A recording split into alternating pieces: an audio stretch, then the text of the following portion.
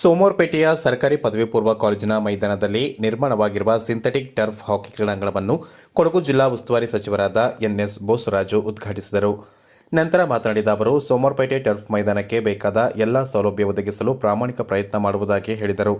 ಹಿಂದಿನ ಸಾಲಿನ ಕ್ರೀಡಾ ಸಚಿವರಾಗಿದ್ದ ಅಪ್ಪಚ್ಚು ರಂಜನ್ ಅವರು ಹಾಕಿ ಪ್ರೇಮಿಗಳ ಒತ್ತಾಸೆ ಮೇರೆಗೆ ಟರ್ಫ್ ಮೈದಾನಕ್ಕೆ ಅನುದಾನ ಕಲ್ಪಿಸಿದರು. ಕಾಂಗ್ರೆಸ್ ಸರ್ಕಾರದ ಆಡಳಿತದಲ್ಲಿ ಇಲ್ಲಿನ ಶಾಸಕರಾದ ಡಾ ಮಂತರ್ಗೌಡ ಅವರು ಮುಂದುವರಿದ ಕಾಮಗಾರಿಗೆ ಅನುದಾನ ತರುವ ಮೂಲಕ ಅತಿ ಬೇಗ ಉದ್ಘಾಟನೆಗೆ ಕಾರಣಕರ್ತರಾಗಿದ್ದಾರೆ. ರಾಷ್ಟ್ರಮಟ್ಟದ ಹಾಕಿ ಪಂದ್ಯಾವಳಿ ಗುರುವಾರದಿಂದ ಇದೇ ಟರ್ಫ್ ಮೈದಾನದಲ್ಲಿ ನಡೆಯುವುದು ಇಲ್ಲಿನ ಕ್ರೀಡಾ ಪ್ರೇಮಿಗಳಿಗೆ ಹೆಮ್ಮೆಯ ವಿಷಯ ಎಂದರು. ಮಕ್ಕಳನ್ನು ಪ್ರೋತ್ಸಾಹಿಸತಕ್ಕಂಥ ಪ್ರಯತ್ನ ಕೊಡಗಿನಲ್ಲಿ ಮಾಡುತ್ತಿದ್ದೆ. ಇವತ್ತು ಅನೇಕ ರೀತಿಯಾದಂಥ ಈ ತಿಂಗಳಲ್ಲಿ ನಾನು ನಿನ್ನೆ 4-5 ಅಸೋಸಿಯೇಷನ್ ಬಂದು ಹೇಳಿದ್ರು. ಹಾಕಿ, ಫುಟ್ಬಾಲು ಮತ್ತು ಬೇರೆ ಬೇರೆ ಕಾರ್ಯಕ್ರಮಗಳೆಲ್ಲ ನಡೀತಾ ಇದೆ. ನಾಳೆ 17ನೇ ತಾರೀಕು, 27ನೇ ತಾರೀಕು ಇನ್ನೇನೆಲ್ಲ ಬಂದು ನನಗೆ ಆಹ್ವಾನ ಮಾಡಿದ್ದಾರೆ. ಈ ರೀತಿಯಾದಂಥ ಕೇಳುಗಳು ನಡೀತಕ್ಕಂಥದ್ದು ಕೊಡುಗು ಅಂತ ಹೇಳಿ ನಾನು ನಂಬಿದ್ದೆ. ಆ ದಿಶೆಯಲ್ಲಿ ತಾವೆಲ್ಲರೂ ಮಕ್ಕಳಿಗೆ ಪ್ರೋತ್ಸಾಹಿಸುವಂತೆ ಸಂಬಂಧಪಟ್ಟ ಇಲಾಖೆಗೆ ಶಾಸಕರು ನಾವು ಮಾತನಾಡಿ ಈ ಭಾಗದ ಕ್ರೀಡಾಪಟುಗಳನ್ನು ಪ್ರೋತ್ಸಾಹಿಸತಕ್ಕಂಥ ಇಡೀ ದೇಶದಲ್ಲೇ ಕ್ರೀಡಾಪಟುಗಳು ಉದ್ಯೋಗ ಕೊಡತಕ್ಕಂಥದ್ದು ಕೊಡುಗು ಅಂತ ಮಾತನ್ನು ಈಗಾಗಲೇ ಹೆಸರುವಾಸಿ ಆಗಿದೆ. ಸೊ ಆ ದಿಶೆಯಲ್ಲಿ ಕೊಡುಗಿನಲ್ಲಿ ಯುವಕರಿಗೆ ಸಿಗ್ತಕ್ಕಂಥ ಪ್ರೋತ್ಸಾಹ ಕ್ರೀಡಾಪಟುಗಳಾಗಿ ಬೆಳಲಿಕ್ಕೆ ಸಾಕಷ್ಟು ಕೊಡಗು ಜಿಲ್ಲೆಯ ಜನರು ಬಹಳ ಅಪಾರವಾಗಿ ಸಹಕಾರ ನೀಡ್ತಾ ಇದ್ದಾರೆ.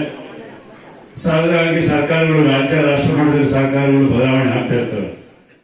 ಶಾಸಕ ಡಾ ಮಂತರ್ಗೌಡ ಮಾತನಾಡಿ, ಹಾಕಿ ಕ್ರೀಡೆ ಎಂಬುದು ಕೊಡಗಿನ ಜನರ ರಕ್ತದಲ್ಲಿದೆ. ಟರ್ಫ್ ಮೈದಾನ ಉದ್ಘಾಟನೆಯೊಂದಿಗೆ ಕ್ರೀಡಾ ಪ್ರೇಮಿಗಳ ಕನಸು ನನಸಾಗಿದೆ.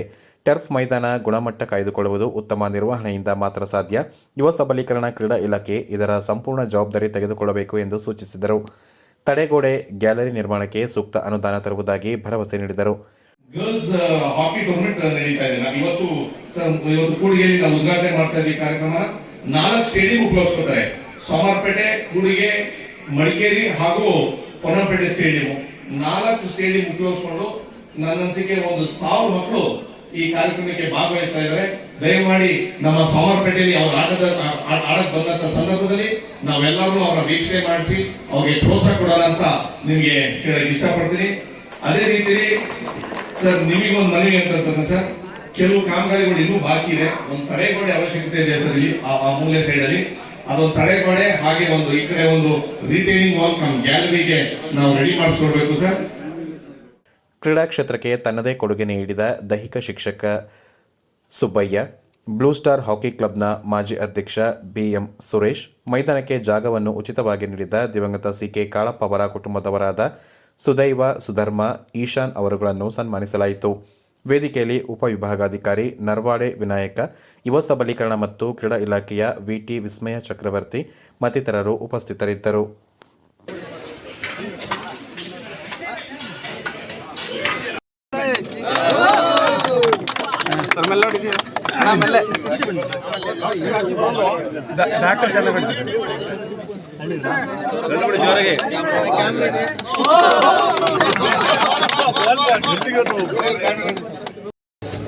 ಸನ್ಮಾನ್ಯ ಸಚಿವರು ಹಾಗೂ ಮಾನ್ಯ ಶಾಸಕರು, ಜೋರಾಗಿ ಚಪ್ಪಾಳೆ ಇರಲಿ.